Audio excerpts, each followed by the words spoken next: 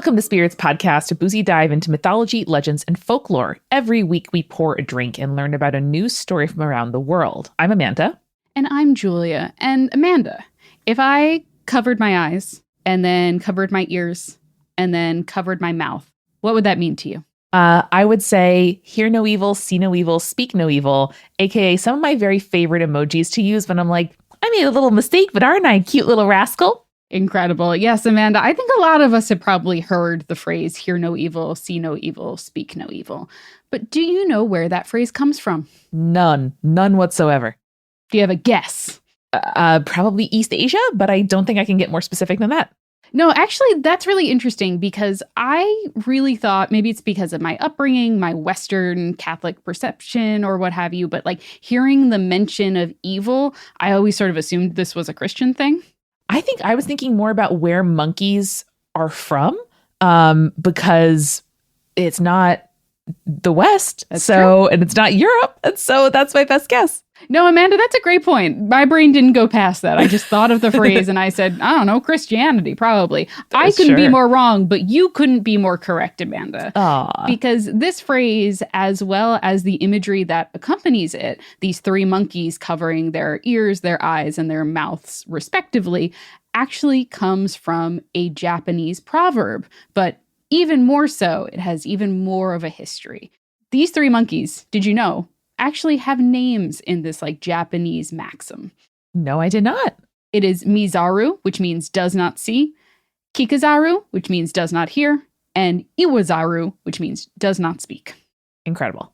Now, this like maxim, this proverb, was popularized in Japan, but we will get to that in a little bit because we need some history, Amanda. We need to track this sort of thing in order to better understand it, right? And that's the point of Spirits Podcast.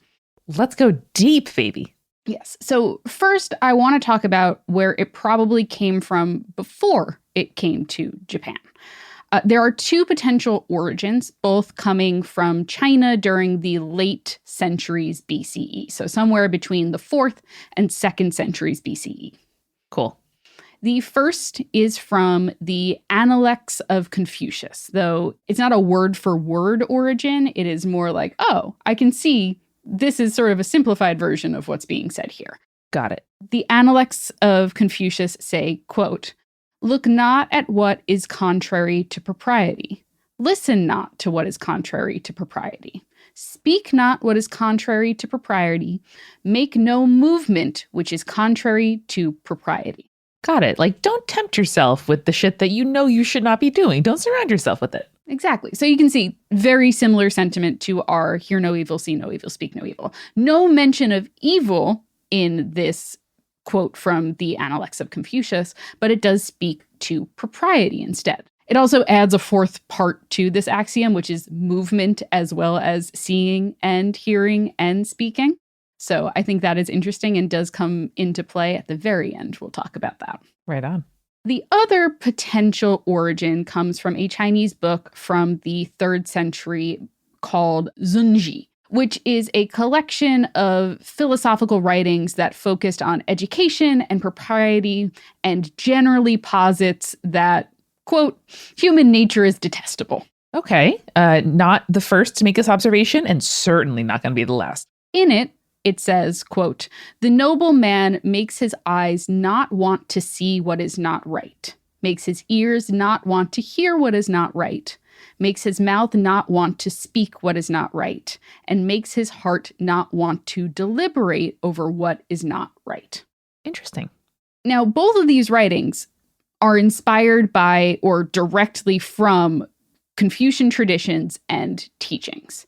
For those of you who might not be familiar with Chinese philosophy, there are three important religions/philosophies that sort of shaped Chinese culture during this time period. There is Confucianism, Taoism, and Buddhism.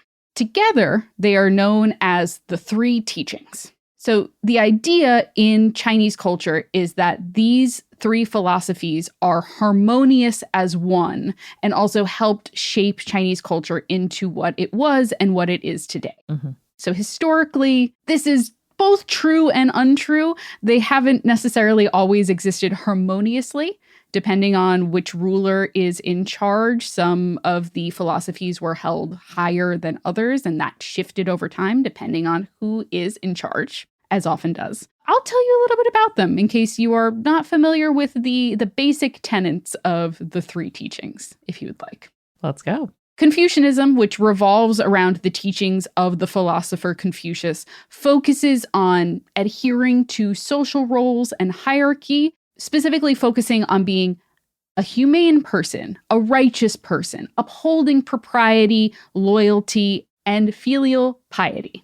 I remember some 8th grade world history quizzes that are ringing some bells for me in the background. And I mean, these are like the basic bullet points of all of these philosophies and traditions. It's just important for us to know like what the focus is on so that we can see how this builds over time. The next I'll talk about is Taoism or Taoism. It's sometimes spelled with a T, sometimes spelled with a D, which is a philosophy that is about living in harmony with Tao, which is the natural way of the universe. It is the source, it is the pattern, it is the substance of all matter. Taoism is all about balance and how balance is found throughout nature. So one of the very important pillars of Taoism is probably something that a lot of people are very familiar with, which is the yin and the yang. This comes from Taoism. It's about this sort of balance where nothing is all of one thing or all of another thing. In fact, that is why, you have the black center on the white swirl and the white center on the black swirl. You know what I mean? One of humanity's finest symbols, if I may say so myself. So another very important aspect of Taoism philosophy is relevant to our conversation here today, and that is wu wei, or non-action. So this is a state of being but not acting, more or less. For example, a philosopher or a leader could do so much action simply by not acting. They could exert influence without actually acting. Gee, what a wonderful lesson in restraint and the true nature of leadership and custodianship of a country and people that I sure wish we knew more about in the US. So, Amanda, the third of the three teachings is Buddhism, which I could probably do an entire series just talking about the teachings of Buddhism. But some of the bullet points that are going to be relevant for us today here on the podcast, it teaches about rebirth and impermanence, and specifically that life is suffering, but also that suffering can be overcome through enlightenment. Mm-hmm. Also important, especially to this episode, is the stress on the importance of right speech and right intention. Right speech, right action. Mm-hmm, exactly. And specifically, not even just action, the intent behind the action, which I think is something that we often talk about in like conflict resolution in the modern day. Talking about intent is always very important. Yes, we do. Impact over intent, but also the intent is part of this. And I think especially when you talk about how your conduct impacts others, that is an impact-centered time to be talking. But when you're thinking and kind of diagnosing your internal ecosystem, that's where intent does really matter. And I think that is very relevant to talking about the three wise monkeys. So we have the three teachings, and as is often the case, these religious and philosophical teachings end up spreading as countries and kingdoms and empires trade with each other, right? There is the physical aspect of trade, but there is also the cultural aspect of trade. And it's something that we don't often talk about on the show explicitly, but is very much implied when we're talking about cultural exchange between different regions and different groups. Mm-hmm. So what ends up happening is a particular form of Buddhism, which is known as Tendai, was popularized by a Chinese Buddhist monk, Zhang Zhen, around 754 CE. It started off, I would say, fairly modestly in Japan, but it began to grow a stronger following after its popularization by a Japanese monk named Saicho. So Saicho had joined the Japanese missions to Imperial China in 804. And there he learned about Mahayana Buddhism while he was on his travels to Imperial China, and then specifically learned about Tendai. While in China, he wrote down pretty much any writings and teachings that he could learn about Tendai Buddhism and transcribe them from Chinese to Japanese. Upon returning to Japan, he built, and this is going to be really important to us, the Enraikuji, which is a Tendai monastery that overlooks the city of Kyoto. At the time, Kyoto was the imperial capital of Japan. Cool. The imperial court of Japan grew really interested in Tendai because of Saicho's reporting, and Saicho became a favorite among the court.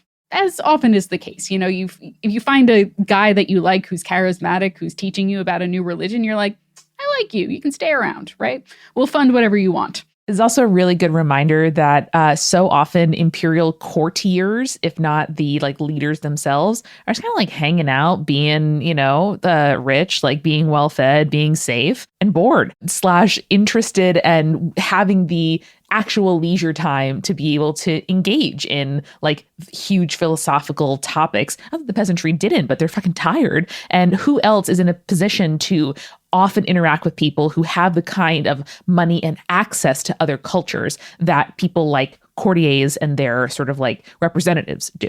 Exactly. And, a lot of the historical and religious culture that we can talk about from these ancient traditions survive because basically these courtiers were super bored and they're like, I don't know, I guess I'll learn about Buddhism. Why not? So the emperor whose favor Saicho won died only a few years after he established his monastery. However, at that point, he had amassed something of a pretty substantial following. It is from Tendai Buddhism and Saicho's establishment of his monastery where we begin to see some of these monkey motifs that we will talk a little bit more about. Because Buddhism itself already used monkeys in a lot of their art and their stories, particularly because, as a lot of people probably know, Buddhism came out of India, which has a very strong relationship, both societal relationship and also mythological relationship with the monkeys from that region, as well as China does. China has a very strong mythos and folklore around characters who are monkeys or who are a human-monkey hybrid, etc. So this is no surprising that, one, the monkey lore is already established, but when it comes to Japan, where Japan also kind of has a little bit of a monkey lore already existing because of Shintoism, monkeys become this sort of religious symbolism that becomes even more common and even more popularized. Cool. So Shintoism, as you might recall from previous episodes focusing on Japanese culture here on Spirits, was, I would say, one of the dominant religions of Japan at the time. To this day, it is considered Japan's indigenous religion. Mm-hmm. And this is the religious belief in kami. Again, this is a very simplified version of what Shintoism is, but basically the idea that gods and spirits inhabit all things, including forces of nature, parts of the landscape, every tree, every rock has a kami, has a spirit within it. Just some are bigger and more powerful and more important than others. Exactly. So when Buddhism arrives in Japan, Shintoism and Buddhism become extremely synchronized. There is even a Japanese word to describe the synchronization, which is called Shinbutsu Shugo.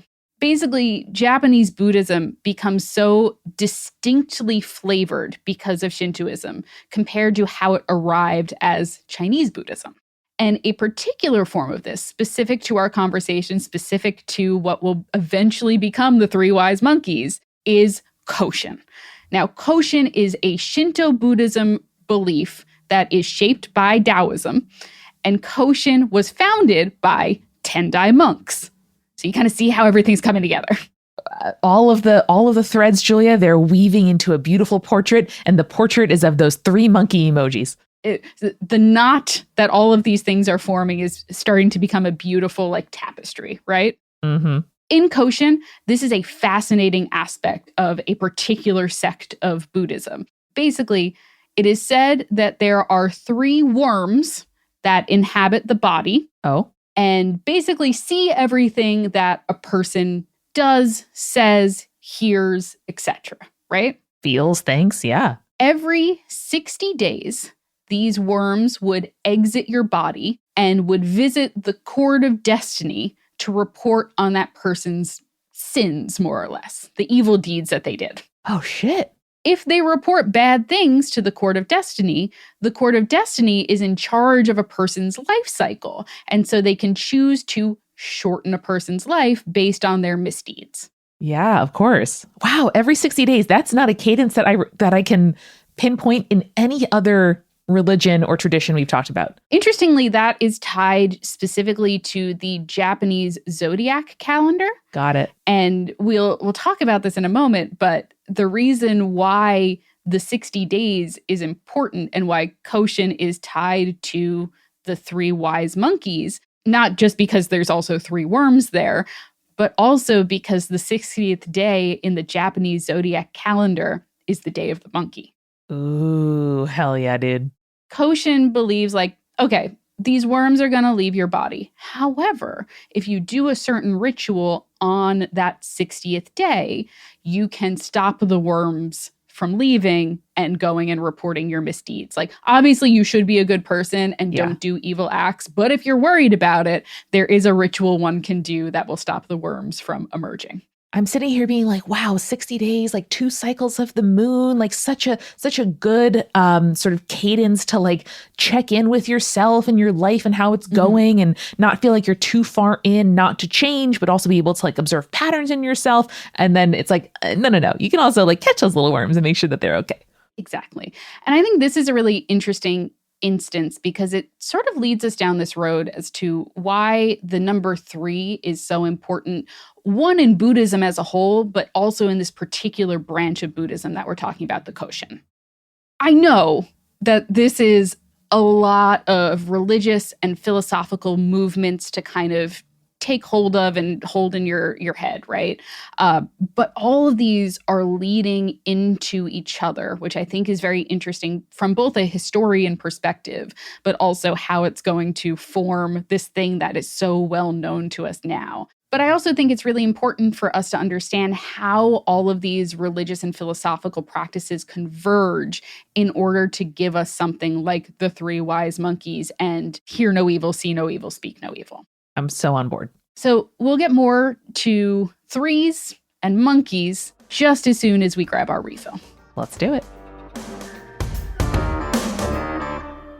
Hey, this is Julia, and welcome to The Refill. Thank you so much to our newest patron, Kate Owen. Kate, thank you so much for going to patreon.com/spiritspodcast and checking out the cool rewards that we have there. Thank you, of course, as well to our supporting producer level patrons, Alicia, Anne, Hannah, Lily, Matthew, Rico, Scott, and Will. And of course, our legend level patrons, Audra, Bex, Chibi Yokai, Michael, Morgan H, Captain Jonathan Malachi Cosmos, Sarah, and Beam Me Up Scotty. And hey, go check out those cool rewards. We got stuff like ad-free episodes. We have recipe cards for cocktails and mocktails for every single episode and bonus Urban Legends episodes. Check those out. That is patreon.com/spiritspodcast. Also, hey, if you haven't checked out our merch store in a while, head over to spiritspodcast.com/merch. We have a bunch of really cool items over there for you to check out, including my personal favorite, which we are almost out of, the old wives' tale teller corduroy hat. If you like a cool, funky little corduroy hat that lets people know that you're a little bit creepy and also a little bit cool and you know the lore, go to spiritspodcast.com/merch to check it out. I also want to tell you about another show here at Multitude. That is Wow If True. Wow If True is your one-stop internet culture shop explaining how what's happening online shapes the real world. And they are the internet experts and real-life besties to unravel it. Tech culture journalist Amanda Silberling and science fiction author/attorney Isabel J. Kim Esquire. More importantly, they're the only podcast that will mention Neopets and also horizontal mergers in the same episode. They are asking and answering your burning questions about the internet, like why are the edgelord tech bros literally everywhere, even in the White House? Are the AI overlords coming to take our jobs? And if so, why are these AIs so awful at playing Pokemon? They answer all of these questions and more, so check out Wow If True wherever on the internet you find your podcasts. New episodes every other Wednesday. And hey, this episode, we are sponsored by bookshop.org. If you want to support any local independent booksellers, bookshop.org is the place for you. And you can get 10% off by using the code SPIRITS right now. Right now is also a great time to check out bookshop.org because they are currently, if you're listening to this when the episode comes out, doing their anti-Prime Day sale. So you know how a certain giant corporation is trying to really just run all booksellers out to the ground by underselling them and making sure that they're the only people who can sell books on the internet. Bookshop.org is also doing a sale these next couple of days from July 8th to July 11th, and you can both get stuff on sale and use your code SPIRITS for an additional 10% off. So check that out. That is bookshop.org, a company that we really love and really believe in. And now, let's get back to the episode.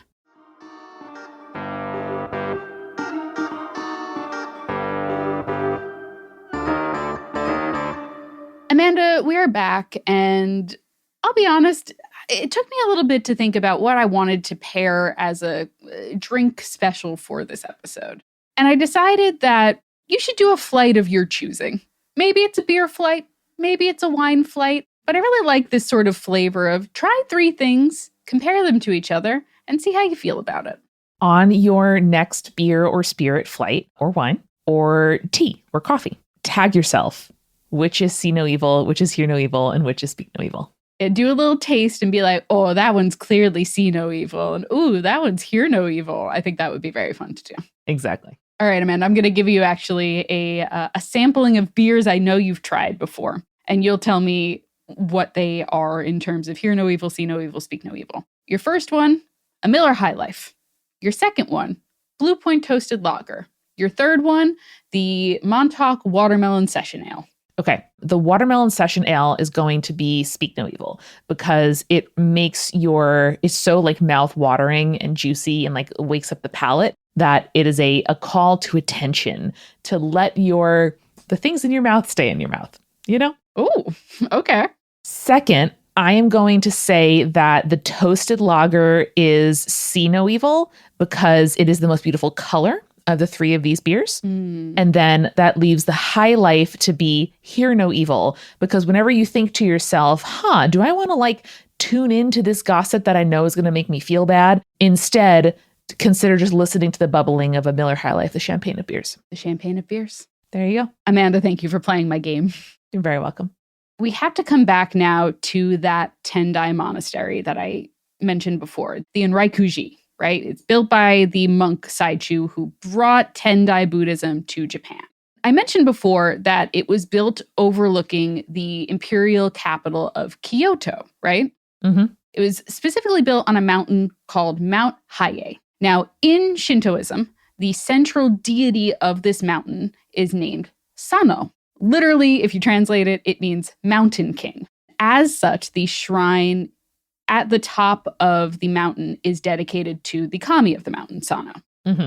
Now, Sano's messenger in the mythology is, guess what animal, Amanda? Is it a monkey?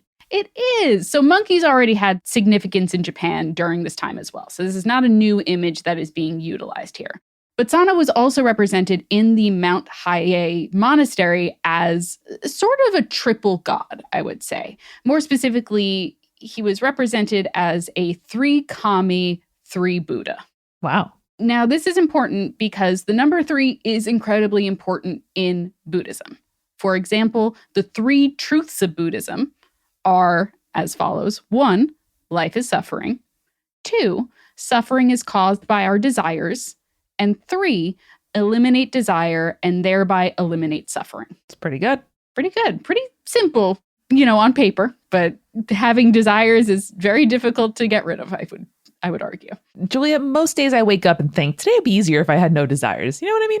I feel that.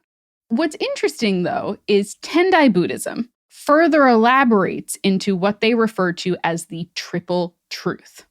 That 1, all things are void and without essential reality. 2, all things have a temporal or provisional reality. And 3, all things are both absolutely unreal and provisionally real at the same time. Yeah, yeah, I get it. We're temporarily, the nothingness of our stardust is, combined into this form of Amanda right here, right now, but it's not forever. And ultimately, who am I but a temporary, figure as the universe moves and breathes through its life. Exactly. Like I said earlier, Buddhism really teaches impermanence as one of its central tenets. Yes. And I think that the Tendai triple truth really hones that in even further. I'm very glad, Julia, that we don't get high during this show, because if I were stoned and attempting to perceive this, we'd be here for about 25 minutes. Feel free to share some high thoughts if you have them, but I mentioned earlier, monkeys are interesting in Japan. Part of their influence is definitely Chinese-based. They are associated with, in China, feng shui, and specifically in feng shui, the direction of northeast. For those of you who are unfamiliar with feng shui, it is sort of like the different directions have different energies, more or less. Yeah, and feng shui does not just mean a room with contemporary furniture arranged in a deliberate way. There is a whole art science tradition to it that I encourage you to look up. And we'll talk a little bit about that right now. Basically, the direction of northeast was considered an area in which demons would gather and enter into the world. Anyone who's been to Massachusetts, Julia, knows that's true of the US at least. Animals like foxes and also monkeys were seen as guardians against demonic forces. And so part of the reason monkeys in particular were seen as these guardian spirits is wordplay. Sure. Interestingly, the Japanese word for monkey is saru. But saru is also a homonym for the Japanese word for expel, as in like dispel, punch out, push away, beat away. Get you out of here. As such, and solidified in the Mount Hiei Monastery, monkeys are seen as the expellers of demons. And Julia, anyone who's been to a zoo on a school trip knows that a monkey can throw some shit. And that seems like monkeys can a great job for a monkey when it comes to helping to defend the feng shui of my home. Now, this is also very important when we're talking about the placement of the Mount Hiei Monastery, because the mountain of Mount Hiei is located in the northeast part of the city of Kyoto. So basically, this monastery and the monkey motifs within it were acting as guardian to the city by placing itself in the path of evil. Isn't that neat? Very cool. Very cool. All right, so before the emergence of our three wise monkeys, the Hiei Shrine also had quite a few other sacred monkeys. The first is Masaru, whose name literally can either be translated as Kami Monkey or Demon Queller. Ooh, hell yeah. So he is said to be the protector of the Hiei Shrine, and his name can also be read as expel, much like I mentioned earlier. This is a reference to how sacred monkeys overcome obstacles and then they prevail against evil. Now, Masaru was also later tied to those Koshin rituals that I mentioned earlier, where the three worms would escape the body and then tattle on you to the court of destiny. Mm-hmm. So he would be invoked in order to stop the worms from leaving the body if you were, as we mentioned before, concerned that your actions would reflect poorly on you. Right. Now, Masaru had other names and forms. The most relevant one to us is Sarugami, or the monkey kami, or the monkey god, which in this form he was worshipped as the deity that was invoked for easy delivery and child rearing, as well as fertility. He's also important to this episode because in later versions of our three wise monkeys, he is said to be the god that the three wise monkeys report to. Very cool. Also from this time period is the Manumochi Saru, or translated to English, the pillar supporting monkey. I'm going to send you an image so you can see it real quick. Oh, I love him. Yes, so a slightly less sacred monkey, I guess, in terms of importance, but more of a architectural protector. Very cool. It reminds me of a chopstick rest, just like nicely and cutely like holding up your chopsticks between courses. Yeah, so for folks who can't see the image, it is a monkey that is sort of in between beams and pillars. And so in the Hiei Shrine specifically, these monkey carvings were used to essentially hold up the beams of the entire shrine. Like the opposite of a gargoyle. Exactly. And again, this is a reflection of the monkey's role as a protector from evil. They're very cute, and while they were mostly used for the construction of the Haie Shrine, it was also picked up by more Tendai shrines throughout Japan, and they acted as protectors to those temples as well. So cool. So at this point, let's get to our 3 wise monkeys. I know that was a lot of setup. So as a reminder, we have these 3 wise monkeys that embody the see no evil, hear no evil, speak no evil. Again, their names are Mizaru, Kikazaru, and Iwazaru. Now, Mizaru means not seeing, Kikazaru means not hearing, and Iwazaru means not speaking. And a fun fact about those names, Amanda, they're also sort of puns. Really? Love a wordplay. So as I had mentioned before, saru is the Japanese word for monkey, right? But there's also a Japanese word that sort of implies the negative, which is zaru, which phonetically sound very similar, right? Mm-hmm. So saru, monkey, zaru, not.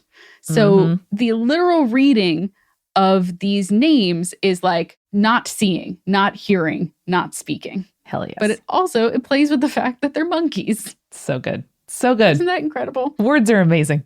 Also, this is a total aside. This is Julia's biology corner for you, Amanda. Let's go. The specific type of monkeys that we are talking about when we are talking about the 3 wise monkeys are Japanese snow monkeys. Okay. Are you familiar with the Japanese snow monkey at all? No. They are a super cool species. They are the only non-human primates that live in such cold climates and also as far north as they do. Dang. Chances are you've probably seen them like online, or I know that they have them at the Central Park Zoo because they are famous for bathing together in hot springs. Cute. It's very adorable. There's like a social hierarchy where it's like the higher in the hierarchy you are, they realize that that's more stressful for those people in the higher hierarchy. Therefore, they get to spend more time in the hot springs because it evens out the amount of stress that they're feeling. They're just like me for real. They are just like you for real because it's also thought that the majority of the species are bisexual. Happy Pride. They're matrilineal in nature. The women kind of lead the pack. And also, like when the men sort of age out, when they get old enough, they send them away to go mate with other packs and stuff like that. And so the women are in charge, which is great. Scientists have found that there is more female on female mounting than there is female to male mounting. A lot of hot tub time. It sounds like we're starting to do that like reverse engineering of the Mediterranean diet that was really popular in the early 2000s of like, these old people are happy. What's happening? Not a social safety net and close family ties. Definitely red wine. So what I'm getting from this, Julia, is I should, spend a lot more time in the hot tub, and all bisexuals, when kind of like push comes to shove, feel free to just like mount a woman who consents. Speaking of the Mediterranean diet, they are one of the few primate species that actually wash and then even season their own food. Let's go. They'll take food that they like and they'll be like, needs a little salt, and then dip it in salt water and then eat it. There's a line at which monkeys, to me, go from cute and relatable to terrifyingly relatable. And watching a monkey like wield a chisel is one of those. Hearing that some monkeys will season their food is another. I've learned that about myself today. That's scary to you? Oh no, I'm sorry. Here's another fun fact to kind of make you not have an existential crisis about the monkeys. Thank you. They're one of the few species that will roll and throw snowballs recreationally. Oh, so fun. So cute. Isn't that cute? Yes. They're extremely cool, to be honest. Like, I could do a whole corner on just why the snow monkeys are awesome. That's the kind of monkey we're talking about with these 3 wise monkeys. Apparently, they are smart enough to be teaching us about hear no evil, see no evil, speak no evil. And we've established kind of where the building blocks to these 3 wise monkeys might have come from. But where did it become popularized? The reason that most people know about the 3 wise monkeys today is because of a 17th century carving over the doors of the Toshugu Shrine in Nikko, Japan. Now, the three wise monkeys are part of a larger motif that is carved over the stable doors, which is very interesting because it's like over where they keep the horses, essentially. It is a series of 8 panels that depict a person's life cycle as portrayed in Confucius's Code of Conduct. The three wise monkeys are on the second panel, and I'm going to send you what those original three wise monkeys look like. Whoa, this is way more detailed than I expected and still painted. I can't believe we have the original. That's so amazing. Yes, incredible. To be fair, it is about 250-ish years old, maybe closer to 300, but it is well maintained. You could go and see it today if you really wanted to. It is absolutely gorgeous. I'm a big fan. Beautiful. The meaning of the three wise monkeys is fairly clear when it comes to the Buddhist tradition that it comes from. It is all about not dwelling on evil thoughts. But also remember that like Buddhism is all about right speech, right action, right intention. So when they say, hear no evil, see no evil, speak no evil, it is basically saying like, do not allow the evil of the world to corrupt you and cause you to do evil action. As the imagery spread to the West, the interpretation sort of morphed to reflect Western sensibilities. As we in the West love to do. Exactly. If you ask the average person in the West what hear no evil, see no evil, speak no evil means, it is probably a lesson on how people who sort of, look the other way or refuse to acknowledge evil or impropriety are lacking some sort of moral responsibility, right? Yeah, that's true. It's this idea of like, oh, if you saw someone doing something wrong, you would step in, right? You wouldn't just cover your eyes or cover your ears or not speak up. I guess it's never occurred to me how I would interpret that phrase. But yeah, that seems about right. Like, oh, don't just block yourself to the things happening around you. Be an engaged, bystander and citizen. Right. And so these are, I would say, very much opposite interpretations of that phrase, right? The Buddhist meaning, the monkeys represent ideal action so that followers can best achieve enlightenment. Do not be corrupted by the external forces of the outside world. Focus on your own enlightenment and not being corrupted. And I think because in the West, we associate monkeys with like entertainment or joviality or something that is like not sacred or meaningful. It's like, oh, well, don't be like the silly monkey who like doesn't, see anything and is covering his own eyes. Like, no, open your eyes to the world, man. And that is so American. But I also think in a way, both are good advice, right? Yeah. Just depending on what your focus is. Obviously, I don't think that people should do or say evil things. It is excellent advice to make the world a better place and to give yourself more peace. But also, we should speak up against evil actions that we see in the world if we are able to. In a world where terrible things are happening every single day, we can make a difference by seeing something, saying something, and then hearing that this evil is happening and taking action against it. I think all of us have had to make our own relationship with the news, for example, as do I want to stick my head in the sand and not know what's going on completely? No. Can I also all day long doom scroll and just internalize the maelstrom of shit happening in the world? Also no. So we're almost describing with the same symbol, both extremes in that and offering each other some middle path. Yes, agreed. I do want to say it is not as common, but there is a fourth monkey that is sometimes included among our three wise monkeys. That's right. This monkey is called Cesaru, and he embodies do no evil. You'll remember that full quote that I gave from the Analects of Confucius. It said, "Look not at what is contrary to propriety, listen not to what is contrary to propriety, speak not what is contrary to propriety, make no movement which is contrary to propriety." Do you want to guess what the position of the monkey is for Cesaru, Amanda? So, for example, hear no evil is covering his ears, speak no evil is covering his mouth, etc. Is he seated and meditating? He is covering his genitals. Yep. Mm-hmm. There is a more kind of boring version in my mind, at least, where he is just crossing his arms. I think the covering of the genitals is way more fun.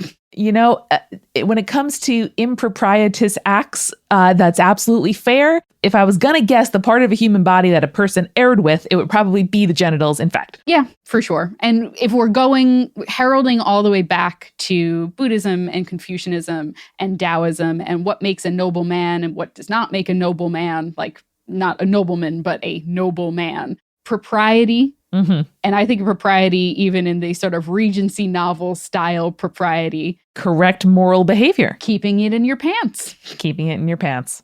Famously not a thing monkeys do, but rock on. Especially those bisexual snow monkeys. You know what, Julia? Maybe the bisexual snow monkeys are pushing back against the stereotype of bisexuals as promiscuous. So, you know, actually, snow monkey by icon. I stand by it. I love it. So that is how the three monkeys sort of got here today. So from the spread of Buddhism from India to China, where it was incorporated into the three teachings of Buddhism, Confucianism, and Taoism. And then from there, it spread to Japan during the 8th century, where it morphed and synchronized with Japanese Shintoism to create Tendai Buddhism and then Koshin. The monkeys came with them, shifting before solidifying into protector spirits of the Haie Shrine, to the carving above the Toshogu Shrine that remains there to this day. And by the Meiji era, which was around the late 1800s, early 1900s, when Japan opens its borders to the West for trade, the saying spread first to Great Britain and then to the Americas. Now, they became extremely popular in Great Britain, especially as a good luck charm that was used by soldiers in World War I. They became part of American propaganda by World War II. There is a wildly fascinating billboard that was put outside of the research labs for the Manhattan Project that features the wise monkeys. I'm going to send it to you real quick because it is fascinating. We sure love to tell people, don't talk about the state secrets in the war. Basically, it was like a image where you see Uncle Sam and then you also see the three monkeys. And it says, what you see here, what you do here, what you hear here, when you leave here, let it stay here. Damn. Wild. So basically, it was warning workers not to speak of anything that they were doing in creating the nuclear bomb. Which, again, may be a time when a worker should, perhaps, I don't know, speak up about what they think they're working on. Also, this is not the moral point, but have you ever seen America Man? What's his name? Uncle Sam? Uncle Sam? More ripped than this one? This is like Rosie the Riveter bicep level Uncle Sam. He is quite hunky, I would say. Damn. Have you ever seen like a sexy Santa? That's kind of the image that I'm looking at here. He's like a sexy Abe Lincoln, which is not a phrase I thought I'd utter today. But damn. By this point, it is now so popularized in the West that it seems like pretty much anyone could identify the three wise monkeys, right? If you showed that to someone, they would know what you were talking about. They were featured in a trial scene from the 1968 Planet of the Apes, for example. You know, the three judges in Planet of the Apes were doing the hear no evil, see no evil, speak no evil pose. And even, Amanda, as you pointed out at the beginning of this episode, your phone has emojis of them.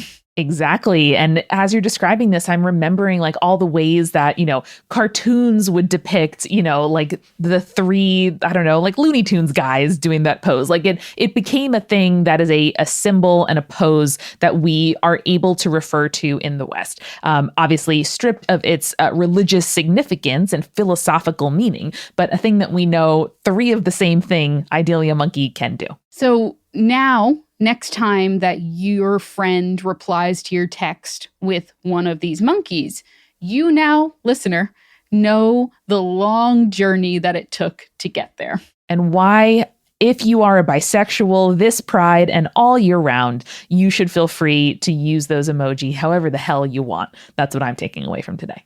Remember, next time you're hanging out with the snow monkeys in the hot spring, remember, stay creepy. Stay cool. Later, Saders.